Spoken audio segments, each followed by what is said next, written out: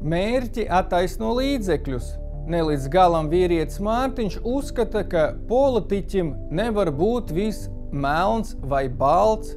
Mārtiņam gribētos starptoņus, jo melnbalta domāšana nav efektīva.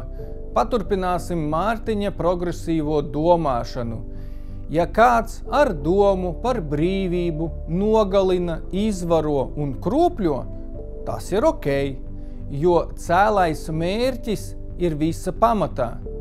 Piešķirot pustoņus teroristiem, tiek radīta ēna, kur tiem slēpties, paslēpties, lai tie spētu uzbrukt atkārtoti.